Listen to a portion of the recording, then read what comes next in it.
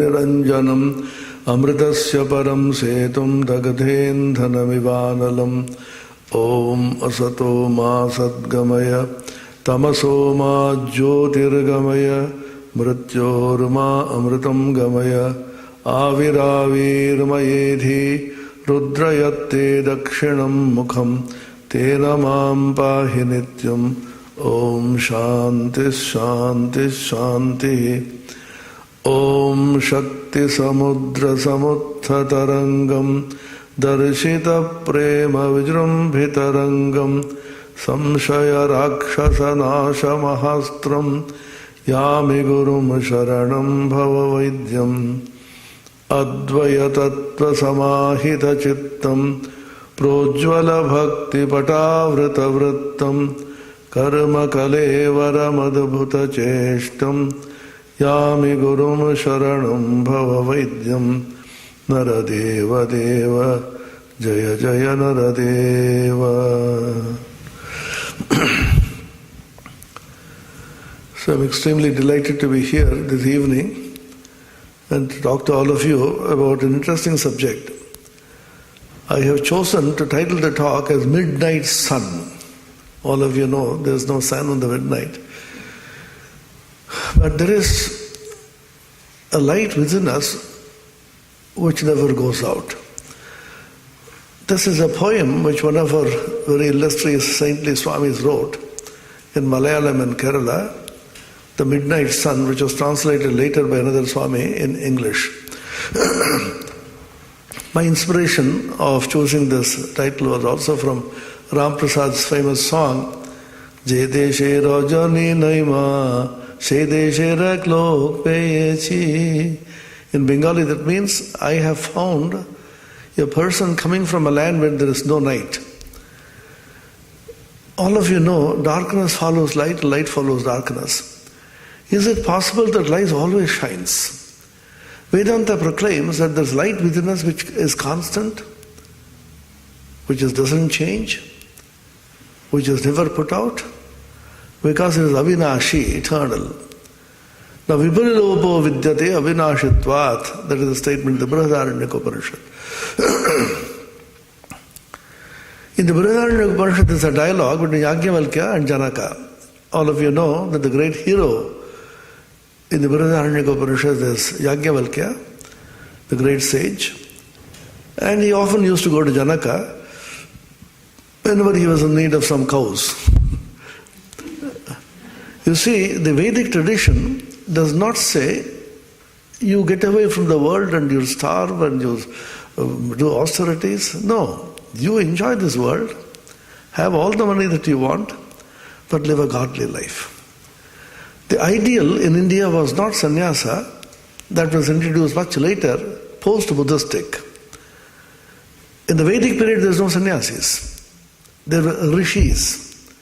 Rishis were men of God, they were married people, and they had a Guru Graha in which the students studied. The Guru and the Guru Patni, the Rishi and the Rishi Patni, used to take care of these boys and girls as children. Even girls went to Gurukula. They were also invested with the sacred thread.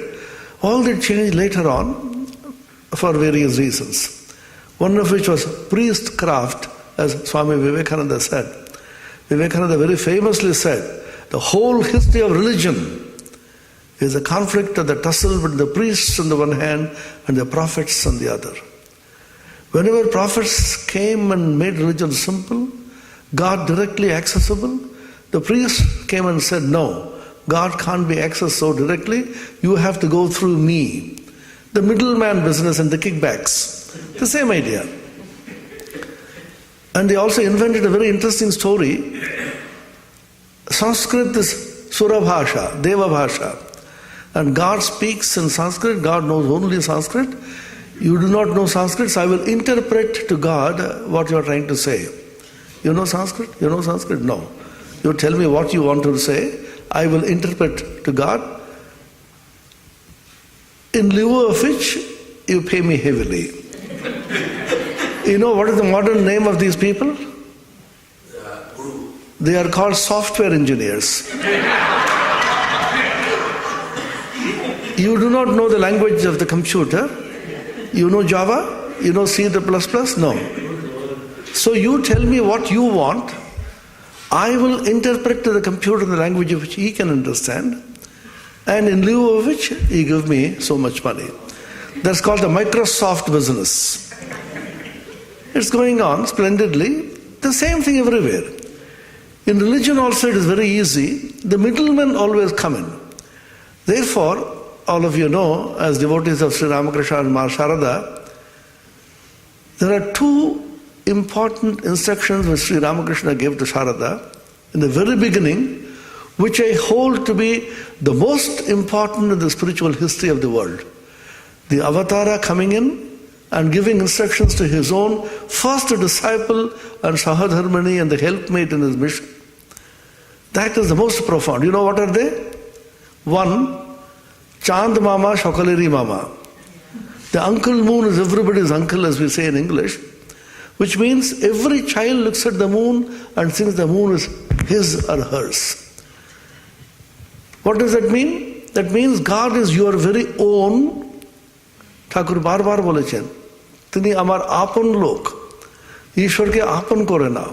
He is your very own. You do not need anybody else as a middle person to take you to God. The Guru only directs you.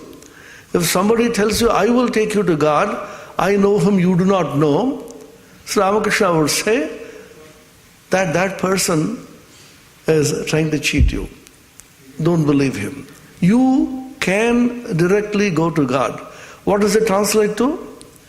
You and I sitting here have equal access to God as much as Narayan and Rakhal had.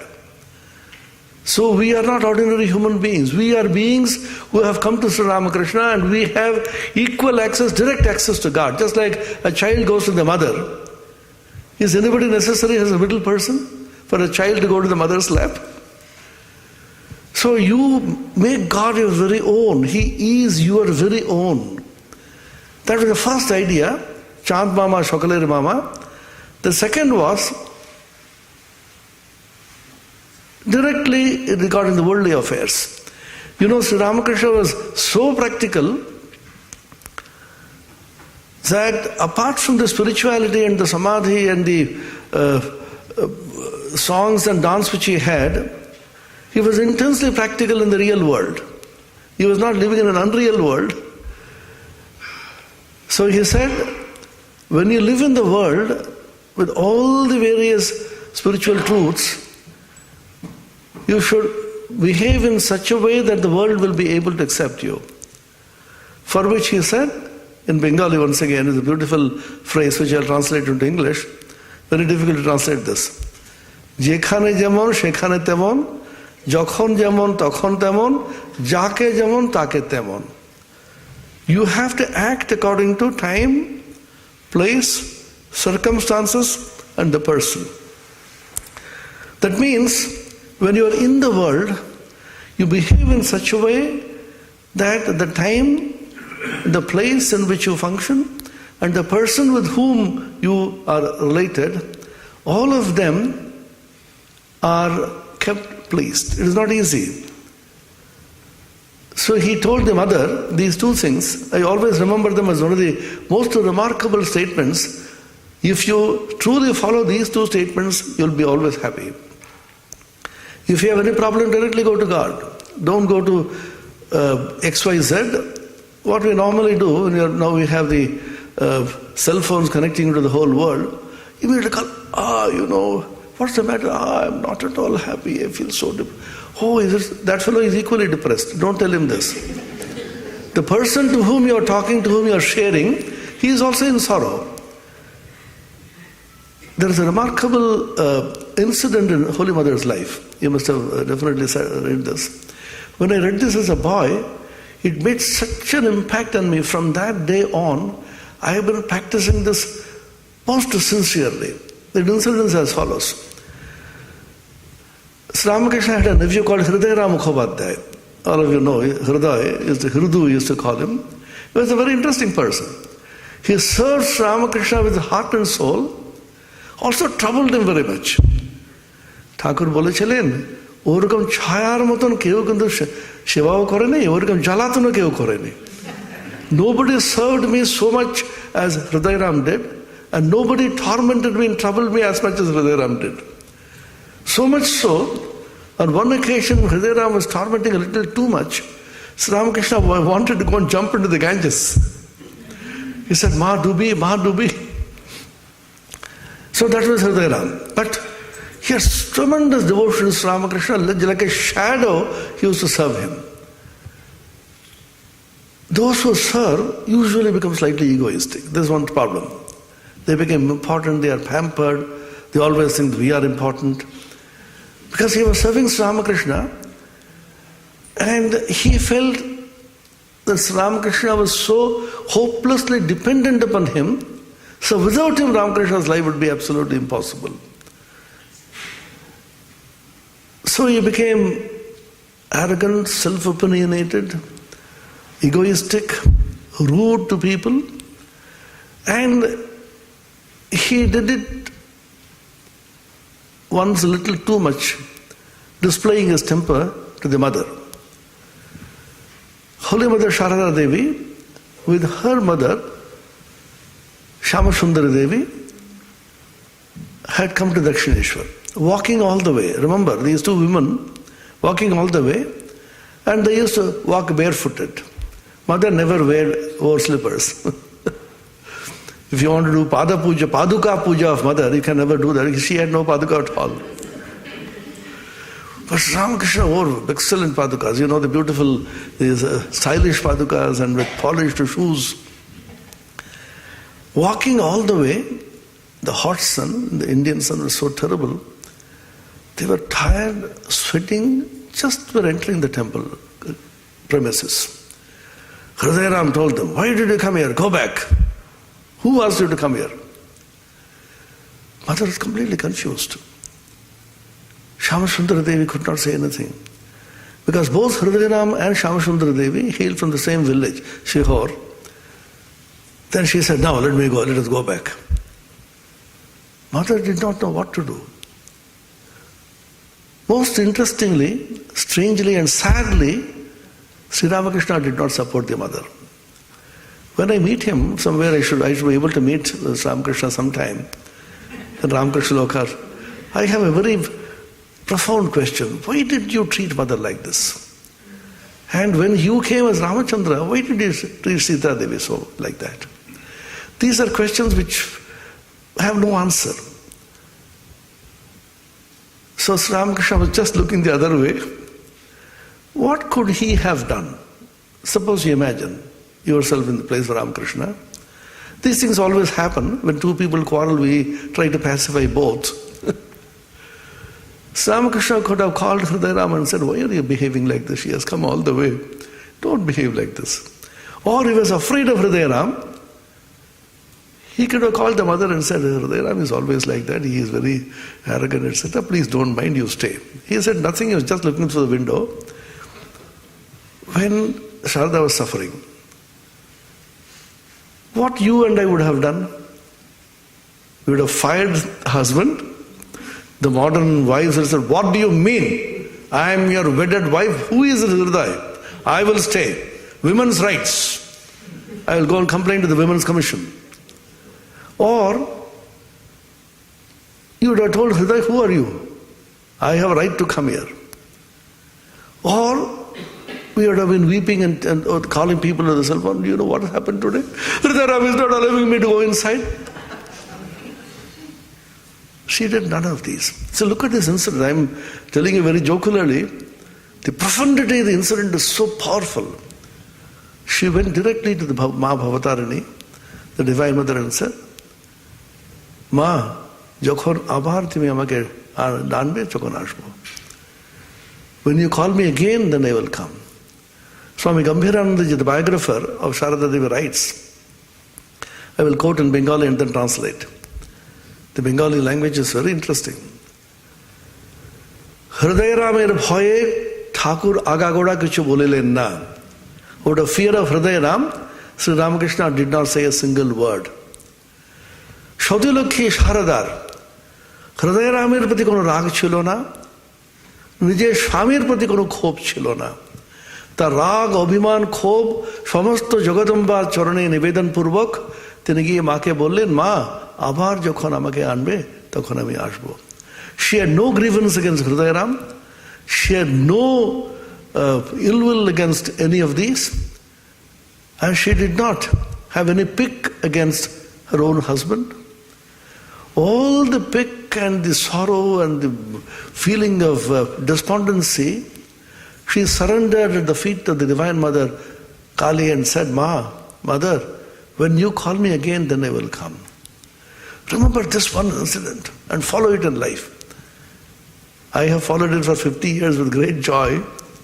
100 people will abuse you, so many problems will come to you. Don't share your sorrows with anybody except God. You know, there's a beautiful statement in English. Don't tell your sorrows to others. Half of them don't care, the rest half will rejoice. They will say, hey, do you know, that fellow called today, he is very unhappy. Yeah, I know, he will be unhappy. That fellow, you know what he did to me? Most people do not have that empathy. Very, very few people like your parents or your wives and children also, very, very, very difficult. Most people don't care, and many of them will rejoice if you are not happy. So why do you go on telling your sorrows to others? If you have faith in God, you tell them. Even if you don't have faith in God, you may say, oh, Mother and Thakur knew that the Divine Mother was listening. But in our case, if I tell him, he doesn't say anything. He's simply in samadhi sitting quiet, allowing anything to happen. No. Some kind of faith is required. So Ramakrishna himself said in Bengali once again, Tini kaan khodke pipade nupur dhuni parjanto shunte pan. This is from the Gospel of Ramakrishna. He is quick-eared. He can listen to the footfall of even an ant. Think of an ant, a small little creature walking on the floor, and the feet of the ant are touching the ground and making a little sound. He can hear even that little sound. Will he not hear the prayers of you and me? So with that faith, go on. Why I mention this is because we should make a practice of telling God, sharing with God whatever we have. He is our very own. So this is Ramakrishna's first instruction to the Holy Mother, that God is our very own. Therefore, there's a spiritual law which says there is something within you which never leaves you. We are often in darkness. We do not know where light will come. But the Upanishad says there is a light within you. As I was telling you, Janaka and Yajnavalkya will go to Janaka Raja whenever he was in need of some cows. The Rishis and Rishipatnis were people who were men of God. They were not sannyasins per se. The concept of sannyasa came much later after Buddhism. They were men of God who were saturated with God, living a godly life, and training the disciples to live a godly life. The Bhagavad Gita, for example, makes a distinction between sannyasa and tyaga. 18th chapter, first shloka, Arjuna asks the Bhagavan, what is the difference between tyaga and sannyasa? Kamyanam karmanam nyasam sannyasam kavayo viduh sarvakarma phalatyagam prahustyagam vichakshana. The Bhagavan says, renunciation of kamya karma, actions for fulfilling certain desires, this is called sannyasa. And renunciation of all the fruits of all karma is called tyaga. So all of you should try to be tyagis. Everybody may not be a sannyasi, but everybody has to be a tyagi, working unselfishly and giving the fruits of all our actions and our deeds to Sri Ramakrishna, or whatever God you worship. So it is not that you cut out joy from your life, you enjoy all the goods in the world, but live a life which is saturated with God. Ishwar Chandra Vidyasagar, you know his story. So Ramakrishna told M, who was working in the Vidyasagar school, আমাকে একটু নিয়ে যাবে বিদ্যাসাগরে দেখতে খুব ইচ্ছা করে. Can you take me? I want to see Vidyasagar. Then M went and told him. Vidyasagar said, what kind of Paramahamsa is he? Does he wear the Garuva robe? Then the M's description is interesting. তিনি গরুয়া পরেন না, কিন্তু তিনি সাদা কাপড় পরেন, লাল পেড়ে ধুতি, আর polish করা জুতো পরেন, আর তোষকে বড় খাটে শোন, আর মশারি আছে, কিন্তু ঈশ্বর বই কিছু জানেন না. Look at the punchline. He wears dhuti with red bordered cloth and then polished shoes. He sleeps on the cot with a big mattress and he has mosquito curtain also to boot. But he knows nothing but God. All these external signs mean nothing. केशन कहा बिगाड़िया जो मुंडो सोवार मनु को क्यों नहीं मुंडिए जामे विषय विकार. Kabirdas. Why do you constantly keep on shaving your head? What has the hair done to you? Why don't you shave your mind, which is full of all kinds of asanas? So what is important is the mind. No external symptoms. The Paramahamsa sannyasis have no external symptoms. You know, at one time,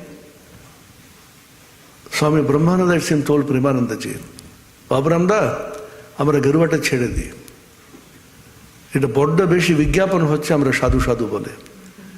We are trying to advertise that we are sadhus. And Holy Mother Sharda also said, বাবা সাদা কাপড়ে ভালো. She showed her own cloth. গরুয়া পরলে অহংকার হয়. See, look at these statements. White cloth is better. And if you wear the garwa, immediately you feel I am a holy man. I have not been sufficiently respected. কি আমাকে প্রণাম করেছেন? কি জানেন না আপনি? So the whole concept is, the mind is the most important. Are you living a godly life in which you have nothing but God? Ishwar bhai kuch janen na. Look at the sentence. So the Yajnavalkya story, so I have a lot of footnotes, that's the problem. In Mahabharata, when the story is begun, and some king will be there, he will tell another story. There will be telescoping of stories. Yajnavalkya goes to Janaka because in need of some cows. Then Janaka will say, oh Yajnavalkya is a great sage. Have you come here to discuss Brahman or devour some cows? Both, my lord. Ubhayam vai samrat. I want to discuss Brahman and then I'll take some cows also. There was a big debate in Yajnavalkya's court once. Janaka comes and sits there. Look at the Indian social situation, not even the spiritual one. How rich and how wealthy we must have been that the kings had nothing except to discuss Brahman in their courts. They had no problems at all. Janaka comes and sits in his court, the great king, and hundreds of scholars, the Vedic scholars, Vedagya, and saints, men of God assembled. Because he is promoting that wisdom. They always imagine a time might come when the Lok Sabha and Rajya Sabha in India, there will be sessions devoted to the discussion of the Upanishads and the Gita. Who knows? Suddenly, Janaka had a desire. He earmarked 1,000 cows with a huge amount of gold attached to the horns of each of these cows. And he said, whoever amongst you is the greatest knower of the Vedas, Brahmishtha, it is called Brahma is Veda, he will take these cows. Suppose I ask this audience, whoever of you is the greatest devotee of Ramakrishna will get this present. Who will offer? So come on, who will offer? Nobody will dare to say I am the greatest. You look at the other person, who is getting up, let me see. If somebody gets up, I will shout. But I will not get up myself. So Yajnavalkya saw that nobody was getting up. He smartly got up and did not claim that he is the greatest. Interesting, the Upanishad story is so humorous. He told his disciple Shamashrava, Shamasrava, take these cows home. Then, Brahmishtosi, are you the greater knower of the Vedas? Then I said, Namo Vayam Brahmishtaya, bow down to the greatest scholar. I badly need those cows. Look at the humor. Then a huge debate ensued, in which questions were thrown at Yajnavalkya, one by one he had to answer every one of them. The penultimate question towards the end was posed by one Gargi, a woman saint who got up and said, Oh Yajnavalkya, I am going to throw 2 arrows at you and torment you through these questions. Be prepared. Pritcha Gargi, come on Gargi. He asked the first question, he answered. Now ask the second question. You know what Gargi did? Very interesting, just like when the batsman is prepared for a googly and then some simple ball yogi gets out. She repeated the same question. Yajnavalkya was expecting the second question. Nonchalantly he answered that question again. She asked the second question, Yajnavalkya answered it, and then Gargi said, Oh, you scholars assembled here, he is the greatest. Don't try to question him anymore. And then he walked. Then Yajnavalkya said, Oh Brahmanas, I am going to ask you questions now. Individually or collectively you can answer them. He asked a question, nobody dared to get up and answer. So he himself gave the answer and walked away with the cows. That is the story. So Yajnavalkya was given the preference by Janaka to go to him and ask any question at any time. Suddenly Yajnavalkya appears with Janaka, one-on-one as we call it. And then Yajnavalkya told Janaka, you can ask any question at any time. You will have the preference to ask a question. So taking advantage of this freedom given to him, Janaka asks a question. Oh Yajnavalkya, what is the light by which man functions? Man goes to work, man comes back from work. What is the light which makes it possible for man to function? He said, Janaka, it is the light of the sun. When the sun goes up, everybody is up and doing. When the sun goes down, people slowly go to sleep. There is the light of the sun which is responsible. If the sun sets, what will be the light? Then the moon, Yajnavalkya. When the sun sets and the moon is not there, as in new moon day, Amavasya, what is the light by which man is functioning? By the light of fire.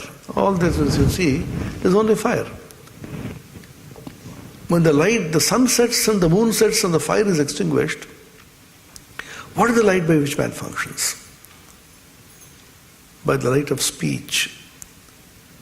Suddenly, if there is darkness everywhere, there is a power cut. We can't see anybody.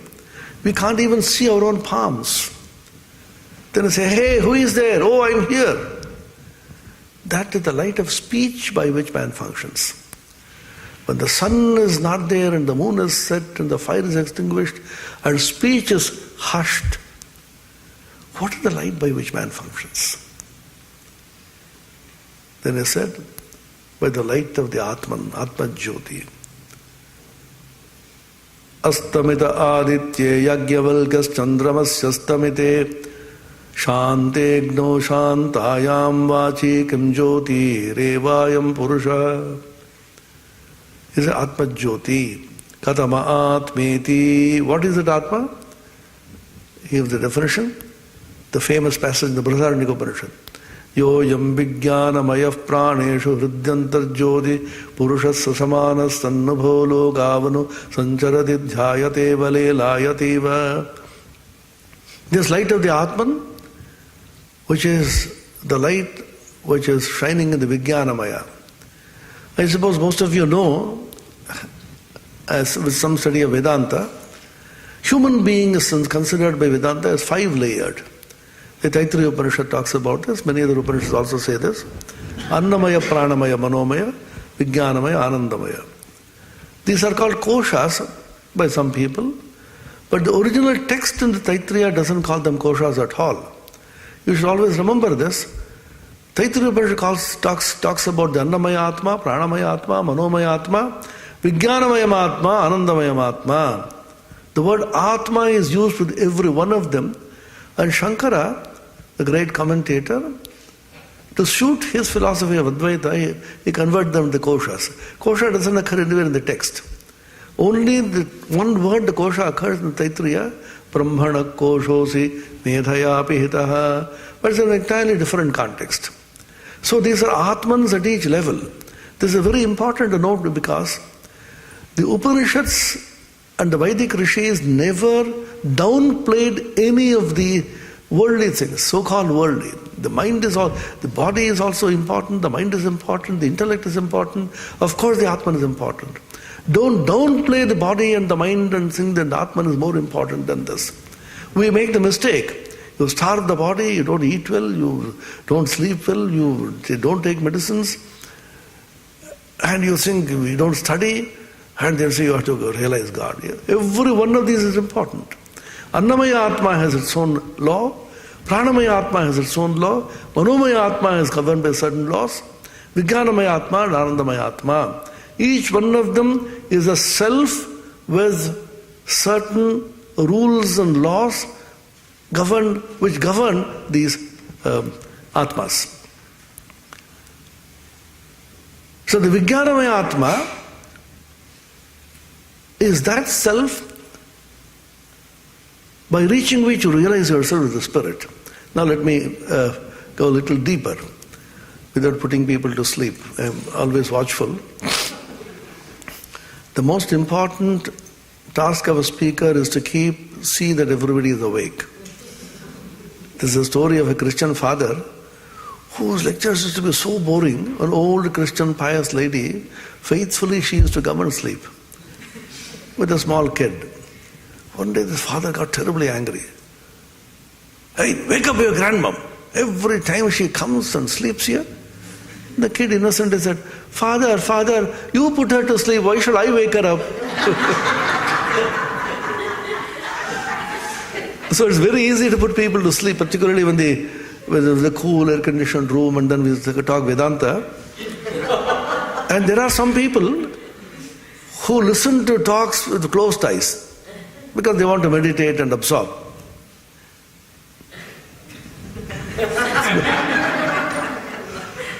So I told one of them, see, why do you close your eyes? Because you become drowsy. You open your eyes and then listen. But he was staring at me like that. Why, don't you understand what I'm saying? Yes, I understand. I try to keep the eyes open, but they close automatically.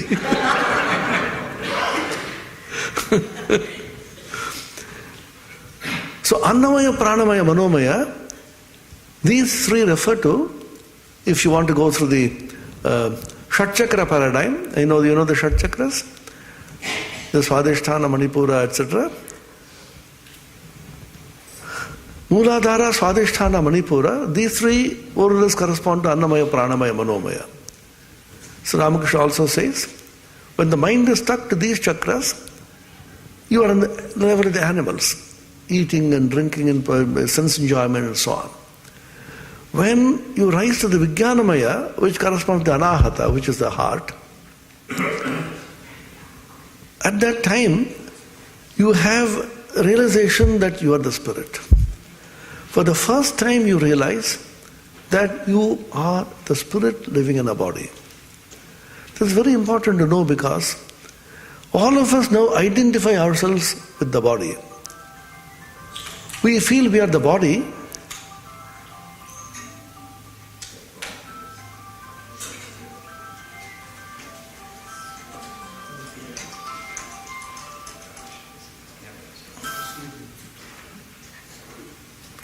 This is one problem in the modern world. Not that the call is necessary, but we think it is necessary. Anyway, let's continue. So I don't get annoyed. That's how you have to function. If I get annoyed, people will run away. It is the little audience that I've got. They always say, put the mobile in your silent mode and the mind in the silent mood.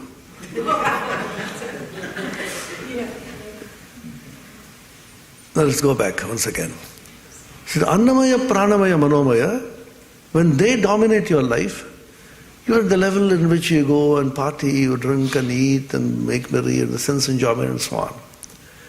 At the moment, we are heavily conditioned by the mind and the body. We believe we are the body. It's called Dehatma Buddhi. This is well known in Vedanta. Deha is the body, and we believe the Deha is the Atman. The Atman gets entangled and identified with the body and the mind. Dehatma Buddhi. We believe we are the body, and somehow the Atman has got entangled in this body. The truth is, we are the spirit in which there's a manifestation of the highest spiritual excellence, and we happen to be inhabiting this body. This body is therefore likened to a pura or a city. And the Dehi, who is the Atman, is called the king. Navadvare pure Dehi naiva kurvan nakarayan. Navadvar, 9-gated city. And the Kathopanishad speaks about 11 gates. Purameka dashadvaram majasya vakrachetasa anusthayana shochati vimuktascha vimuchyate etadvaitat. Kathopanishad 2:1. So this is a verse which says you are living in this body, which is 11-gated or 9-gated. You have 7 at the top and you have 2 at the bottom. And 2 more are added in the navel and the Brahmarandhra, which is the top. So you are a spirit inhabiting this body.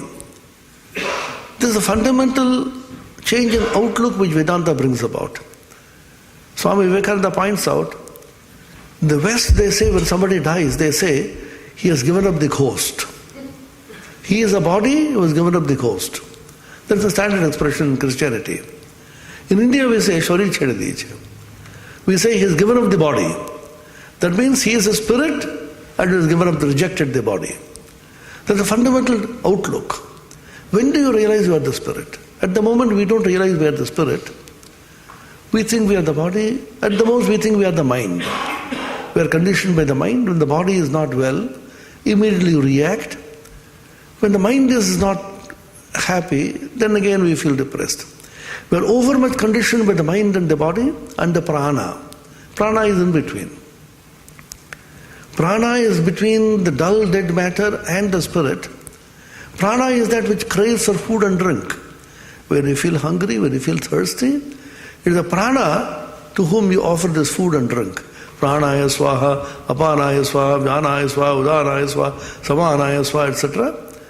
So the Annamaya, Pranamaya and Manomaya are these 3 Atmas or selves, and when you remain stationed in these 3 selves, you are at the level in which you like to eat and drink and make merry and have sense pleasures. You don't realize you are a spirit beyond this body. It is just like entering into an elevator. In India we call it 0, 1, 2, 3. Ek tala, du tala, teen tala. That is the American method. First floor, second floor, third floor. In this country you call it first floor, second floor, third floor. The British idea is ground floor, first floor, second floor, third floor. So let us come to because you are in the USA, we'll call it the 1, 2, 3, 4. So suppose you say Annamaya, Pranamaya, Manomaya, Vijnanamaya, Anandamaya. 1, 2, 3, 4, 5. At the Shat Chakras you can go. So 1, 2, 3, 4, 5, 6.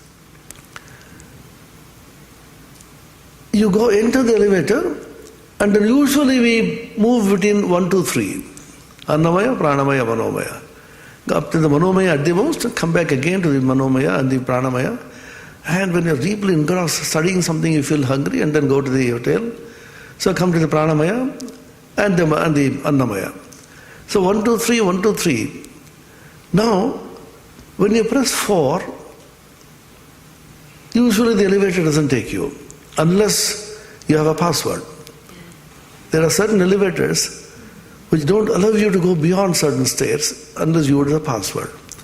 This password is called the mantra, which is your own. You don't tell it to others. It's my password. So you press the 4 and with the password, and it takes you beyond this. Third floor, going up, and then reach the 4th floor. You have reached the 4th floor. What is the 4th floor? It is the Vijnanamaya.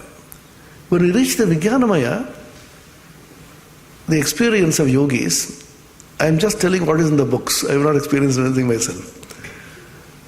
And what I have gathered from the saints and sages and the sadhus of the Ramakrishna Order and elsewhere, through Madhukari. You know Madhukari? The sadhus go and beg food to various places.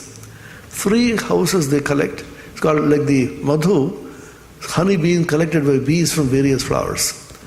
So we always collect Madhukari. We get ideas from so many places. But the cooking I do myself. I always tell people, I don't come with a prepared lecture, but I saw the faces of the audience. I got all the masala with me. So I cook fresh and then serve hot.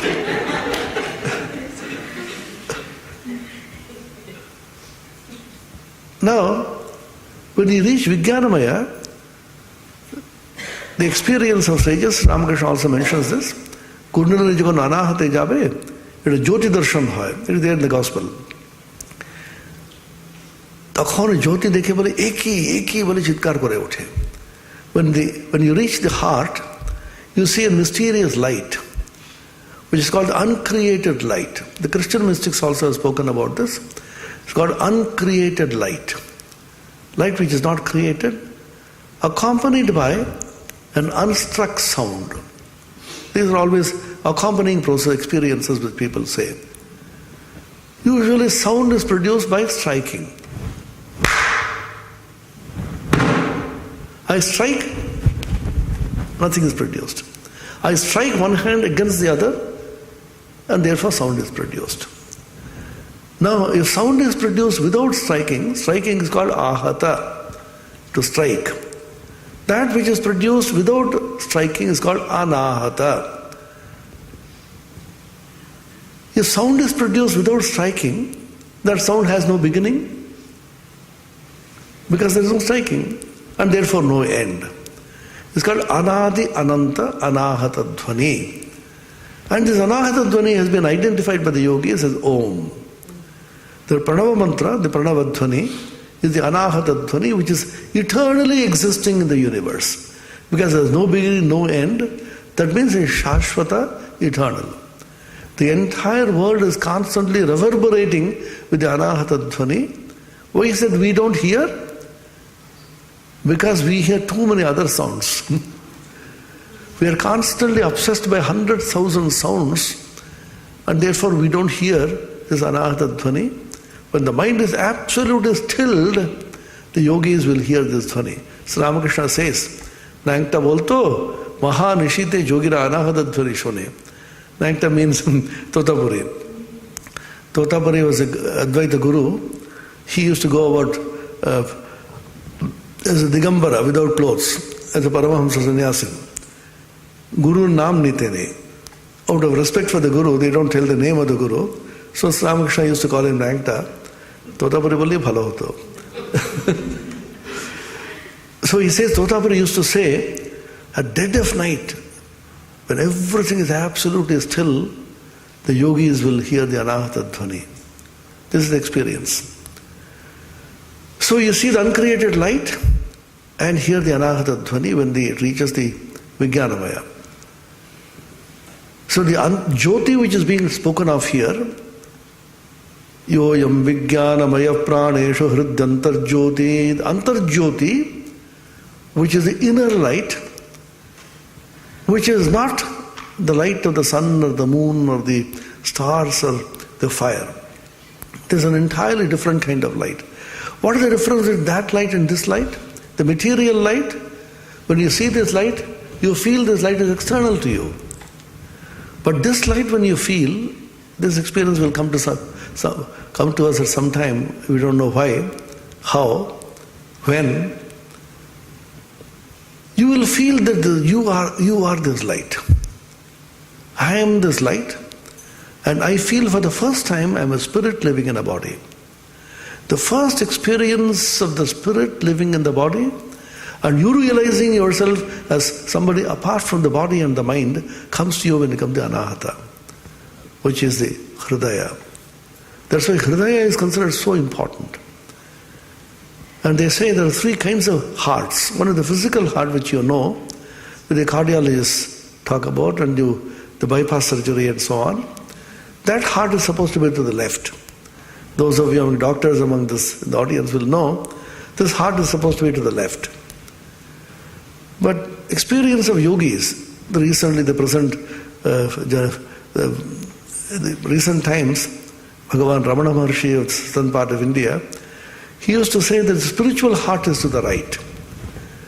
The spiritual heart, called the Vijnanamaya, is the seat of the I.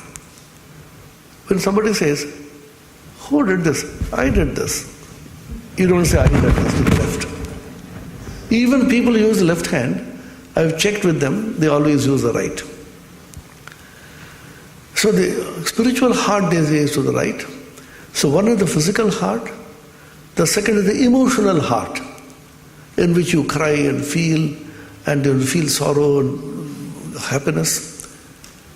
And the third is a spiritual heart, which in our cases is still not awakened.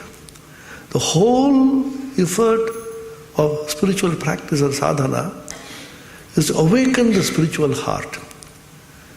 Those of you have read a famous book in Christianity called The Way of the Pilgrim, and he refers to early fathers from Philokalia. It talks about the prayer of the heart. And in the Upanishads and the Gita, constantly the heart is being spoken about. Sarvasya chaham hridi sannivishto mattas pratirgyanam apohanam cha vedaischa sarvair ahameva vetta vedanta krit veda videva chaham. I sit in the hearts of all beings.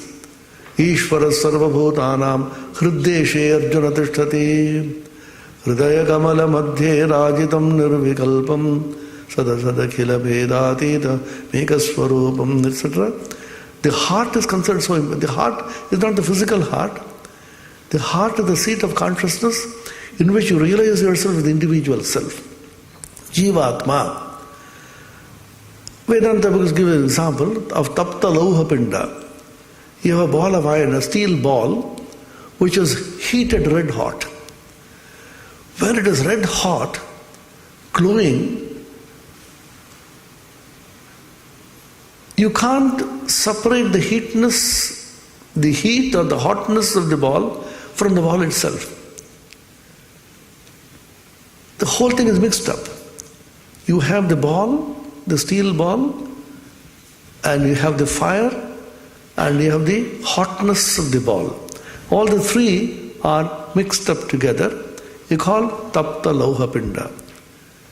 So when you separate out this heat, separate out the fire part of it, then you are separating the spirit from the matter. The lauha pinda itself is the matter, and the spark of fire is the spirit. So when you reach the Vijnanamaya, the whole thing is mixed up. Yoyam Vijnanamaya praneshu hridyantar jyoti. Hridi antar jyoti. Now you may ask, Swami, is not theoretical. We have not experienced it. Have you not experienced it? The Upanishad, remember, is not a theory. It is not a philosophy, it is not metaphysics, it is not theology, it is not religion. It is just an analysis of a daily experience. What is your experience in dream? You see so many elephants and animals and buildings, people in dreams. What is the light by which you see dreams? Can anybody tell me? There is no external light. You are sleeping. The external light being totally absent, you are able to see and function in a light which is internal. That light is the light of the Atman. The Brihadaranyaka takes this position and then says the light by which you see dreams is the light of the self. Obviously, because you see that light within. You can't wish away your experience. You can't say, oh, I don't care for religion, I don't care for... You have to care because your daily experience. Upanishad says, inquire into your daily experience, ask fundamental, deep, profound questions, probing questions, trying to understand my daily experience. I am not asking about something which is theoretical. I want to know why these things are happening as a scientist. What does a scientist do? A scientist takes a daily experience. You touch something, you feel hot. Why is it it's hot? Why is it this is cold? Why is the sun is moving like this? For everything he wants to know the answer of why to certain experiences. So why do you restrict yourself only to the waking experience? In dream experience you see light, you see objects in that light, you see people are moving about, are talking. So what is the light by which you see dreams? I have to know this. And then when you go to deep sleep, there is nothing. So Vedanta says, don't restrict your analysis, your science, only to the waking state experience. That means you will be doing justice to 1/3 of your experience. If you want to explain your experiences, then you have to take all the 3 states into consideration, because that's your whole life. Suppose you say, I am not interested in them, Vedanta will say, you have to be interested, because it is my life. She asks about the 3 states of experience. So Brihadaranyaka, after talking about this, Vijnanamaya, and seeing this light, she said, what is the light by which you are seeing dreams, the swapna? From the waking state to the dream state, you move so easily. He gives the example of Mahamatsya, the huge fish which is moving from one shore to the other shore, so easily swimming around. The soul of man is moving from the waking state to the dream state.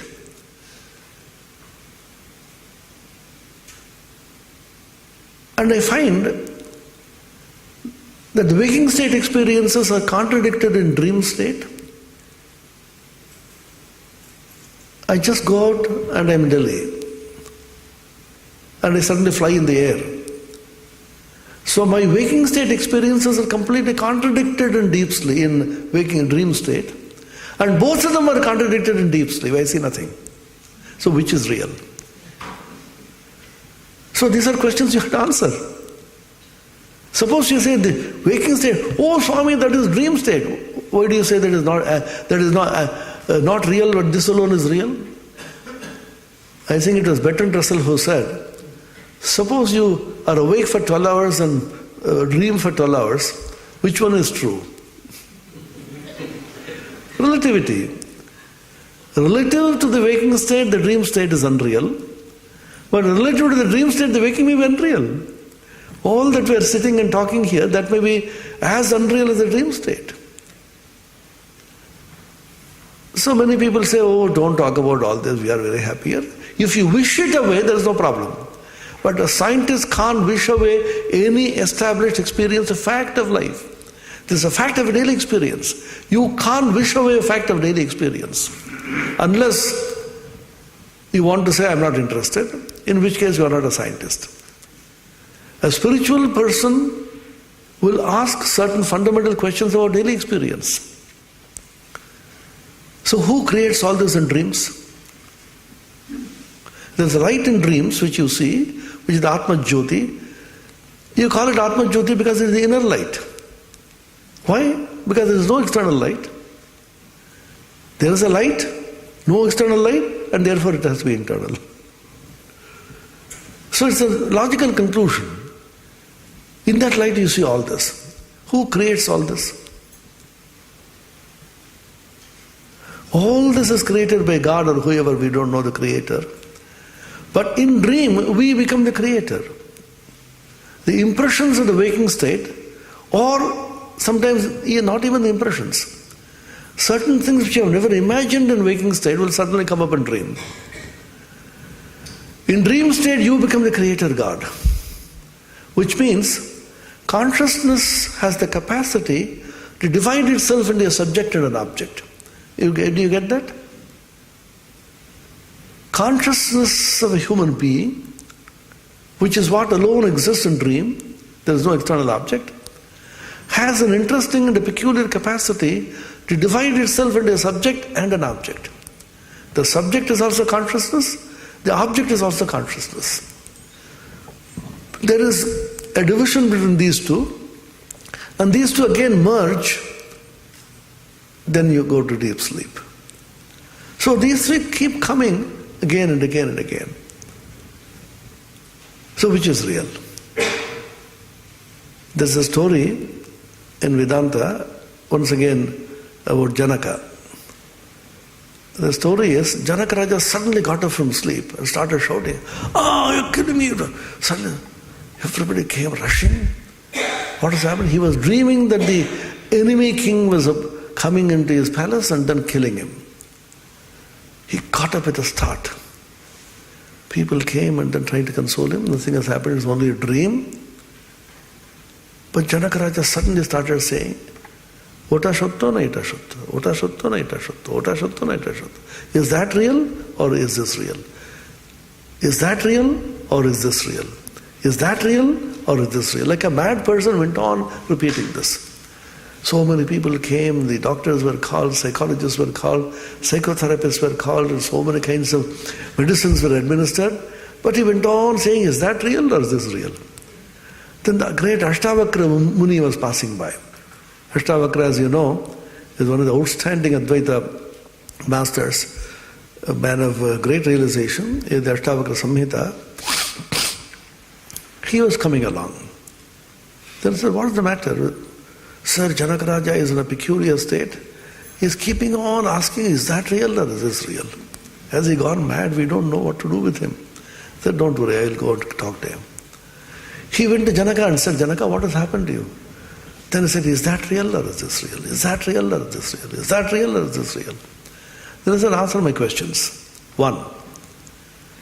When you were dreaming that the enemy king was killing you, did all this exist? Your wife, your children, the doctors, people trying to help you, people trying to console you. All that, did it exist? No. Now, question 2. Now in the waking state, when all these people are around, did that enemy king exist? Is trying to kill you? No. Now, question 3. At that time when the enemy king was trying to kill you, did you exist? Yes. Now, when all these people are trying to console you, do you exist? Yes. Then you are real. That is Vedanta. Vedanta says that indestructible, undeniable substratum called the I, which goes through all these states, but is not conditioned by any of them, is that reality which is you. I am that reality which I pass through these states. The waking state, the dream state, and the state of deep sleep. Not affected by any of them, but I am beyond them. I go through them. The modern example which is given is the example of the cinema. A movie picture. On a white screen, certain pictures are projected through light. It's only a play of light. When there's a fire in the cinema, you don't rush about with a hosepipe to put it out. When there's floods in the cinema, you don't go around for boats to navigate. And suddenly when the light goes out, there's only blank screen. So on the blank screen, which is the Atman,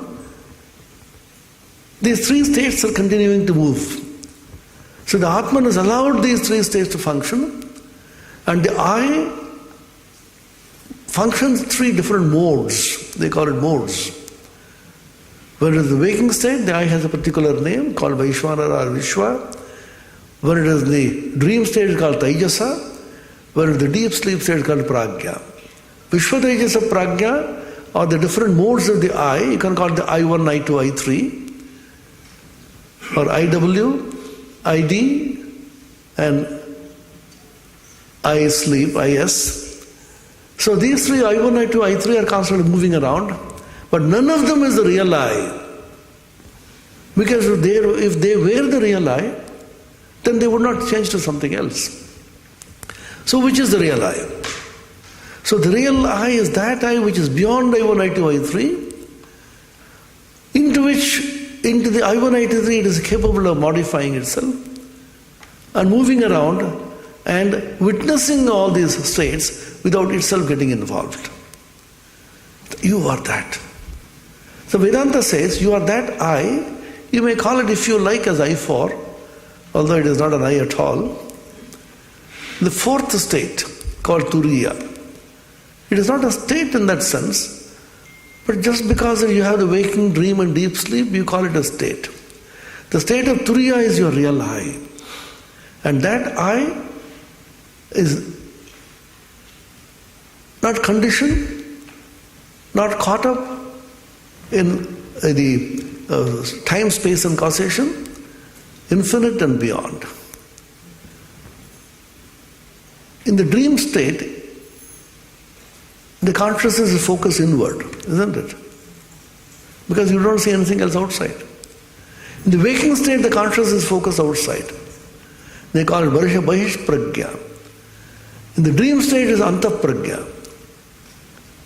And what happens in deep sleep? It is neither outwardly focused nor inwardly focused. Then how does consciousness exist? It exists without modifications. It exists as if it is a condensed mass of consciousness. They call it Prajnana Ghana. Now this state of Turiya is neither Antah Pragya, nor Bahish Pragya, nor Prajnana Ghana, nor it is Pragya, nor it is Apragya. What is it? Andika Upanishad.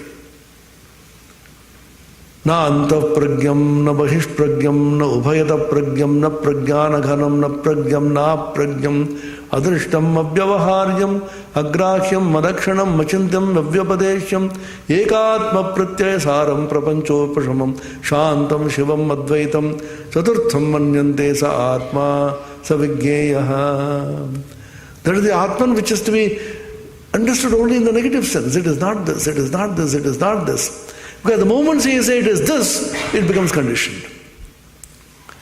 So how do you understand the Atman? You understand it by trying not to understand it. The moment you try to understand it, it is caught in the limited, in the intellect. So the Kena Upanishad will say, if you think that you know the Atman, you do not know it. Only those who know that they do not know, really know. Yasya matam tasya matam matam yasya na vedasa avijñātam vijānatam vijñātam avijānatam. So you have to talk about only negative terms and contradictory terms.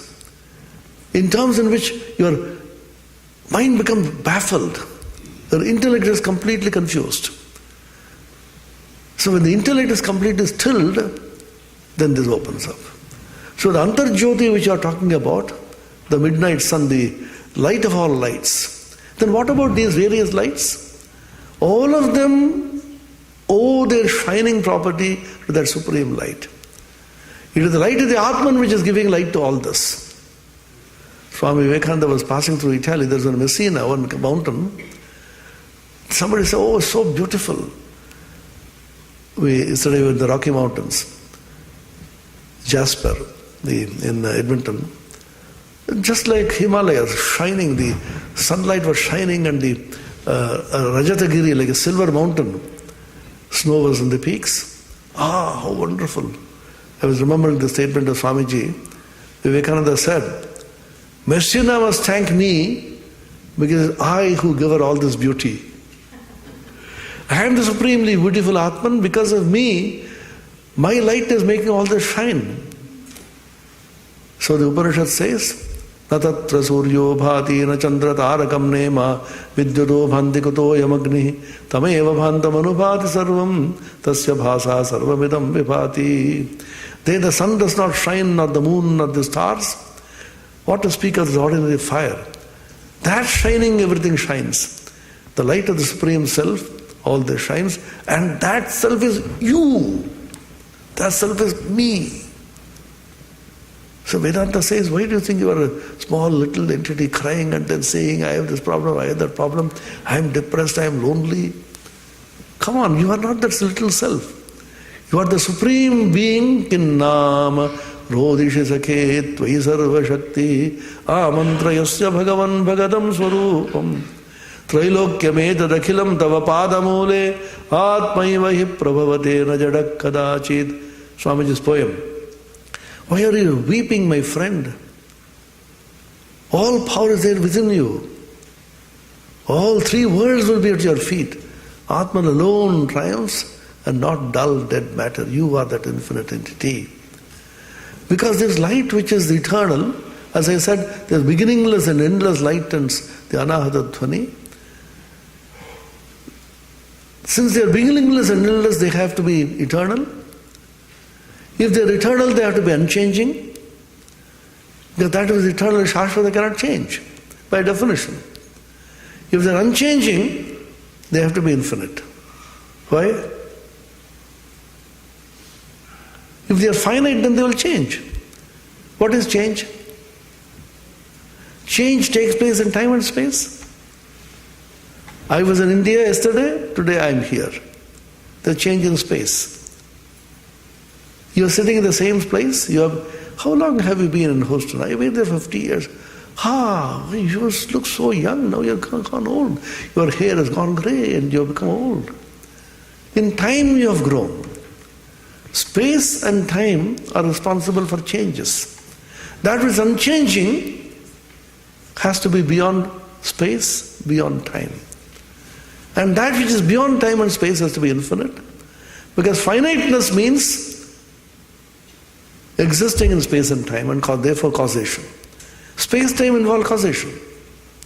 What is causation? Before, after. Cause and effect. You have a bad cold, it appears. I got drenched in the rains yesterday, feeling very cold. Yesterday it got drenched, today I am feeling cold. Suppose you say, you are having some fever? I will be drenching in the rain tomorrow and therefore I am getting a fever today. Why are you laughing? Because it's causal. Causally it has to be connected. Causality always implies sequencing in time. Past is the cause and the present is the effect. The present is the cause and the future is the effect. So that which is not conditioned by causal space and time has to be beyond causation. If it is beyond causation, it is causeless. That's why we call it Swayambhu. There is no cause. So God doesn't have a father or mother. Because if he had one, who were their grandparents? So he is Swayambhu, he is causeless. He is a supreme cause who has no cause himself, because he is beyond time and space. So the infinitude of time and space, in how many ways they have tried to represent this. There is an imagery in Kalidasa's Kumara Sambhavam, the famous text. Shiva is meditating, Mahadeva. Kalidasa asks, on whom is he meditating? Everybody is meditating on Shiva. On whom is Shiva meditating? Atmanam avalokayantam. He is meditating in his own self. And you go closer and he is wearing a mala, a garland of skulls, kapala mala. Go and see carefully. Each one is Brahma kapala. You know the age of Brahma? There's a big calculation, several billion trillion years. Human years is Brahma's life. There's a huge calculation. Chatur Yuga, and then each one yuga, then four yuga. Each yuga is twice and of that, and then 4 yugas, one Chatur Yuga, and then one kalpa. That is 1 day of Brahma. Similarly, 1 night, and similarly 365 days in a year, similarly 100 years. So to get 1 kapala of Brahma, you have to wait for so long. There is another story in Kumar Sambhavam. Shiva and Parvati are sitting in Darbar every day, in the morning and evening, just like we go and make pranams to President Maharaj and so. So all the various gods and goddesses, Indra, Varuna, they will come and make obeisance. Brahma comes. And the Dwarapalakas who are sitting there, the gatekeepers, they are Nitya Suris. They are eternally in Shailasha. They don't age at all. They are eternal. In the afternoon, on the evening when Brahma came, Dwarapalaka said, hey, what is the Brahma who came in the morning? Oh, from morning to evening, several Brahmas have come and gone. There is a time scale in Kailasha. And Shiva is meditating with Ananta Koti Brahma Kapala Mala. Brahma Kapala Mala, he is wearing a garland of Brahma Kapala. How many? Ananta Koti. millions and billions. Swami Vivekananda used to say the Oriental hyperbole, Atishayokti. In India we put zeros liberally. Dasharatha lived for 10,000 years. That means you may put 10 years or 100 years. You could, except when it comes to donating money, we put zeros. There everybody is very careful. So you go on, expansive, because we live in infinity. Swamiji always says, see, you live in time, but we live in infinity. Swamiji used to be always late for his lectures, on purpose. Just to tease the Westerners, they are so much conditioned by the tyranny of time. So Shiva is meditating, Brahma Kapala Mala, that means he is eternal. How to tell people that he is eternal? Just to give an idea of time. Infinite amount of time. So that which is unchanging should be infinite, and that which is infinite should be one. Why? Vivekananda gives the example. If there are two infinities, one infinity will limit the other and both will become finite. So infinity has to be one. If it is one, it has to be me. Because if it is something other than me, there will be two. And you are that Tattvamasi, Aham Brahmasmi, that is Mahavakya. So you are that infinite self and you are that Jyoti. So what is the practical aspect of this? Practical aspect of this Jyoti is identify yourself with the Jyoti. Remember yourself with the Jyoti Swarupa. Jyotiraham viraja vipapma bhuya sagga swaha. Sannyasa mantras. I am telling you because sometime you will get sannyas, not now. Because since you have come to Ramakrishna, some life you have to get this. It is there in the books. Mahanarayana Upanishad. Series of mantras. Viraja Homa mantras. Annamaya pranamaya manomaya vijnanamaya anandamaya atma me shuddhantam jyotiraham viraja vipapma bhuya sagga swaha. Pruthavyaptejo vayurakasha me shuddhantam jyotiraham viraja vipapma bhuya sagga swaha. I am the Jyoti of supreme light of consciousness. Viraja without any rajas. Vipapma, I am sinless. I am the supreme Jyoti. So when we go through life, so many problems will come, obstacles will come, depressions will come. Always identify yourself with the Jyoti Swarupa. Know you are the Supreme Spirit. Know you are the Jyoti. Identifying yourself with the Supreme Spirit when you go through life is the one very, very important Vedantic practice. Suppose you say, oh Swami, it's only an imagination. I know I have a stomachache, I have a toothache, I know I have a very bad relationship with that person, I don't like him at all, but I am saying I am Jyoti. I am not Jyoti. I have all this confusion. The answer Vedanta will give you, let it be imagination, doesn't matter. Everything that we have in the world is imagination. How many things we imagine, how many useless, morbid, stupid imaginations we have. For a change, let us have some good imagination. After all, this is the truth. How do you know? There has been vouched by people who experienced it. So let us try it out. There is a story of morbid imagination by Swami Atmapriyananda, a very interesting story. A fellow was carrying a cage all the time. Somebody said, why are you carrying a cage? You see, when I get drunk, I see snakes. So I am carrying on mongoose all the time. Hurry, you fool, it's only imaginary mongoose. This is also imaginary snake, the cage is empty. Constantly we are imagining we are the body, we are the mind, and then we are imagining we are this, we are that. My rubber stamp. When you put the rubber stamp, put a signature. When people sign the check, I always look at their faces, glowing. I have a bank account, I have a credit card, I have 2 credit cards, I have international credit cards, I have ATM account, I have gadgets and phones. I am so and so, I feel highly pampered by all this. The spirit who is eternal and infinite feels pampered by matter. Look at the tragedy. I am the supreme spirit, supreme consciousness according to Vedanta.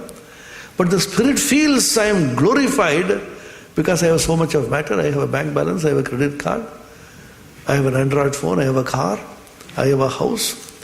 Matter is giving glory to spirit. There is a tragedy which is called materialism. What is spirituality? Spirituality says spirit is giving glory to matter. It happens every day. Can I give you an example? A broken pen whose actual cost could be not even £1 was sold in an auction for several million pounds in England because it was used by Shakespeare to write his plays of Macbeth and Othello. Oh, this was used by Shakespeare.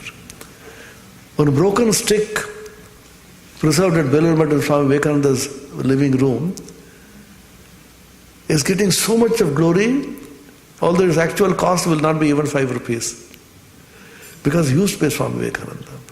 So that piece of matter gets glory with the touch of the spirit. We see it every day. So none of the modern people are materialists.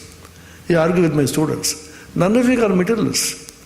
Because run behind a bat which has been signed by a great batsman and a ball in which he got the 100th wicket. He takes that ball and then writes it and keeps it in his bosom.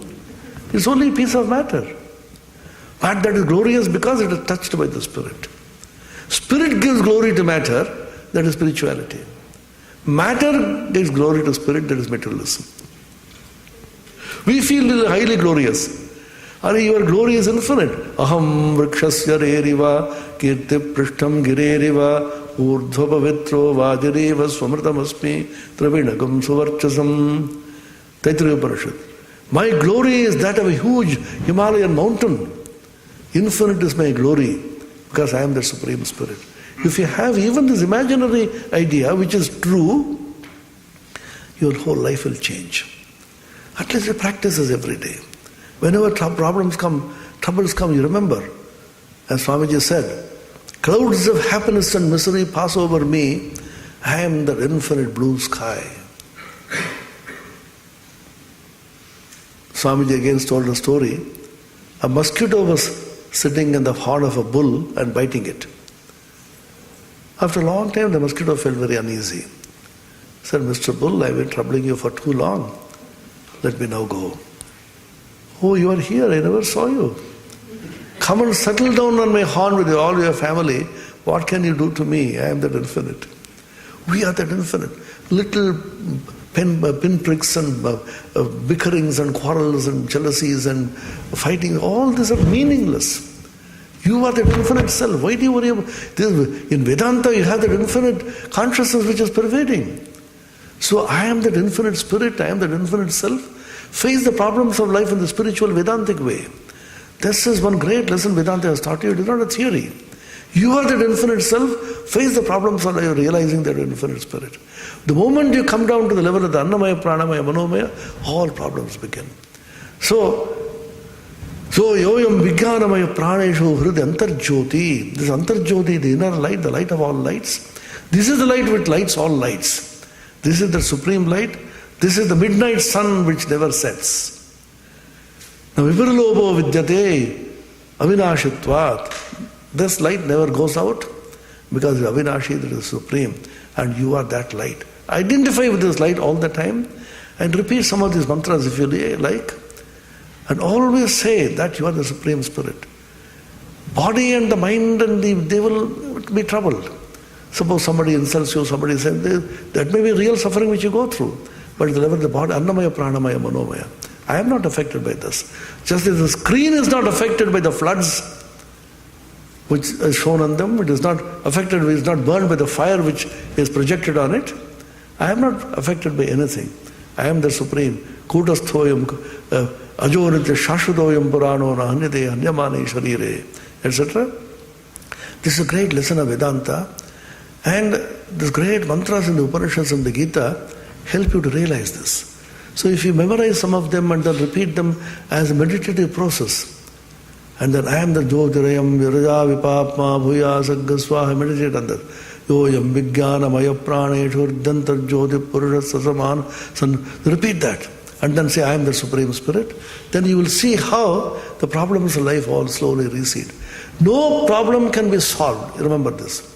If you solve a problem, a few more problems will arise from the same problem.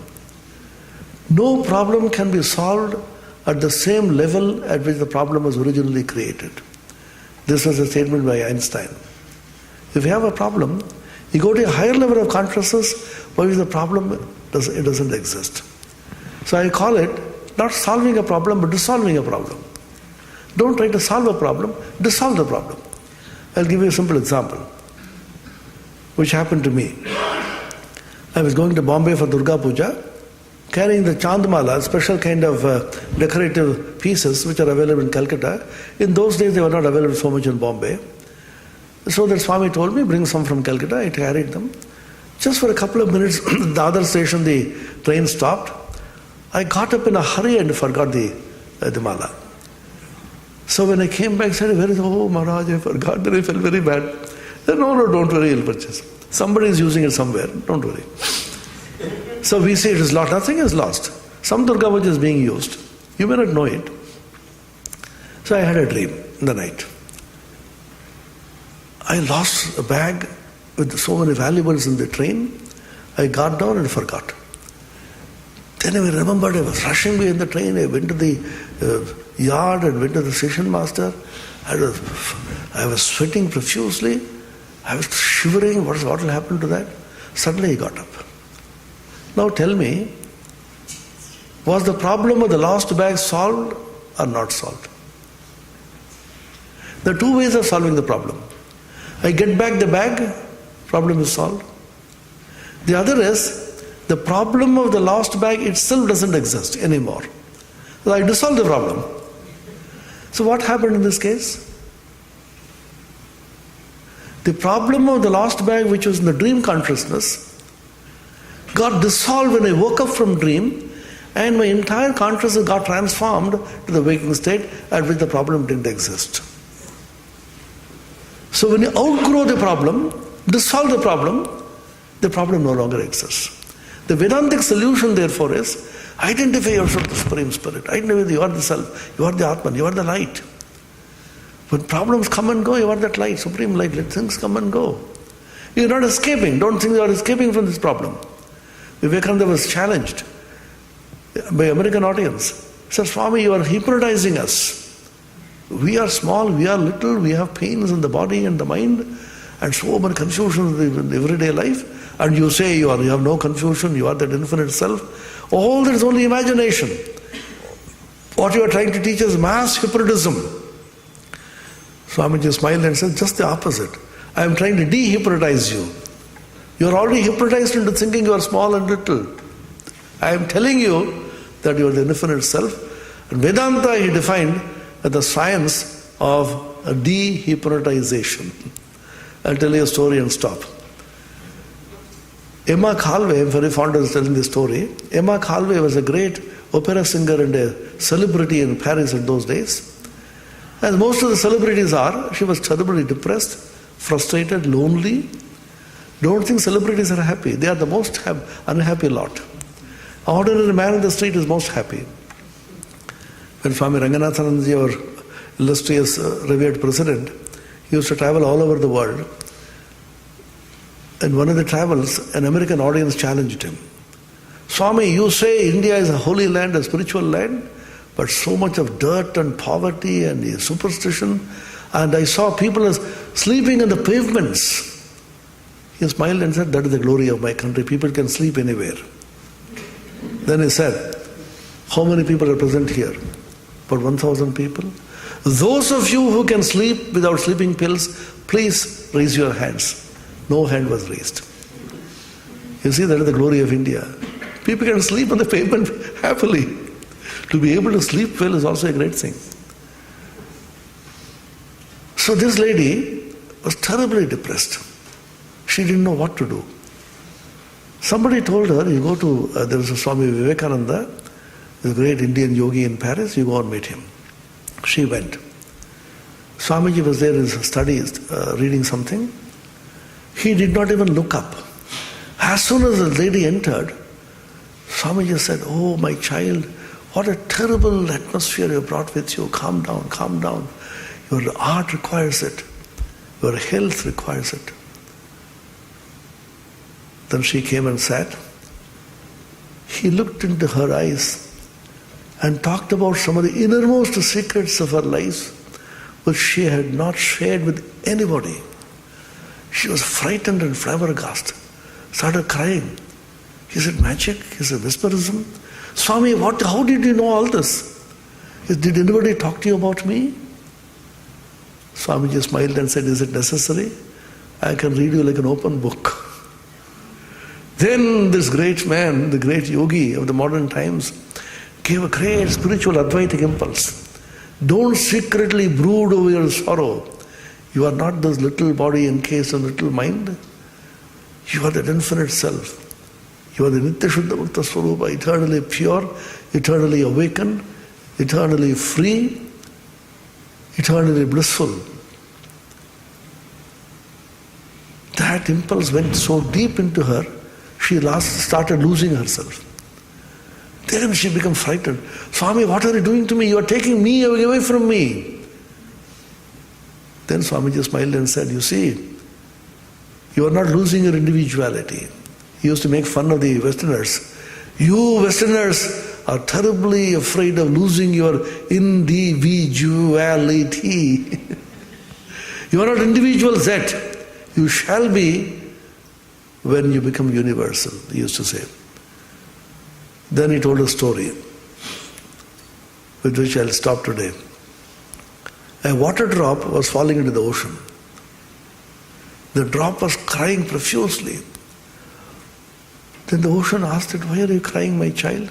"Oh, I'm going to lose my individuality as the drop."